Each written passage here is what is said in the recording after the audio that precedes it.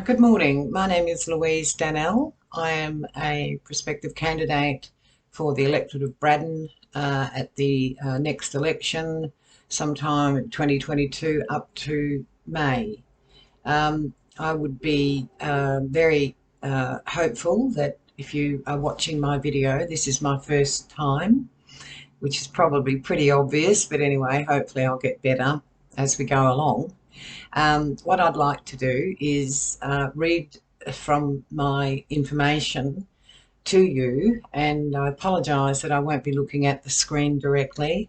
I'm sure there must be tricks to allow you to do that, but in this particular case, I'm just going to have a go, and please forgive me if I'm sounding or looking a bit nervous, which I am. But anyway, let's have a look and see what you think. My name is Louise, and I have information to introduce myself to you as a federal independent candidate for the Braddon electorate, Tasmania. I grew up in Perth, Western Australia, and moved to Tassie many years ago. I'm married and have one daughter. I have a BA in Sociology and Asian Studies, which has always held me in good stead, connecting and understanding people from all walks of life. I've had an interest in politics for a very long time. Nowadays, I'm astounded how many of our politicians have become so unscrupulous anything goes. We must get serious about what is happening in our country. Abuse of power comes as no surprise. It won't happen overnight, but in good time, we will stamp out corruption and restrict career politicians. The Federal Senate has 6-year terms in the House, and the House of Reps 3-year terms. Hence, the Senate be reduced to only 1 term and House of Reps 2 terms. 6 years should be adequate time for MPs to work hard to achieve their goals and then hand over to fresh, conscientious newcomers. Corruption is one reason I will run for the House of Reps, because our politicians in Canberra need to be held to account. To win a seat will be empowering and satisfying to have the chance to prepare legislation with integrity and self-respect. Can there be justice when most people work hard but others do no work and take from those workers enormous wealth? Decent, hard-working people are too busy making a living, taking care of their families, and have no time to make a stand against corruption, racketeering and criminal behaviour happening in this country.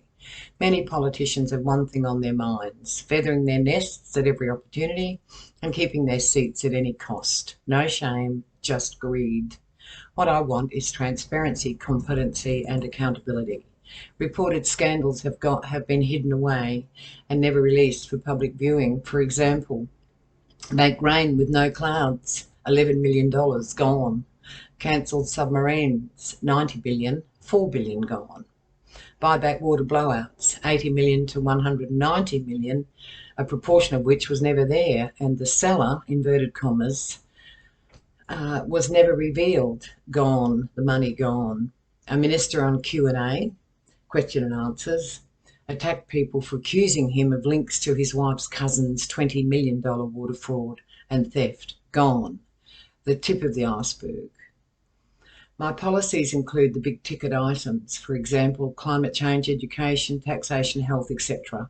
Urgent needs for me, however, are to provide more help for elderly, homeless, mental health, domestic violence, protect crucified whistleblowers, give ICAC teeth and expose corruption.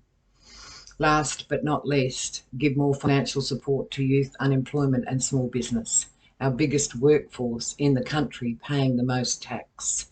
There are endless changes needed for our country, but approximately 80% of our politicians have never had employment outside of Parliament and are concerned only for their own interest and care about nothing else. They need to go. Thank you for reading the information. That's not right, is it? Thank you. I hope you have found my information informative. My web address is www.itstimetoCleanupCanberra.com. Please have a look at that, and on there are contact details for me, and I would really welcome any comments you may have. Critiquing is excellent. I need to have people's views, whether they like it or they don't like it, and give me reasons for that. But in any event, I hope you've not found my first appearance on YouTube too boring, and we'll leave it at that, and I'll catch up later with a new one.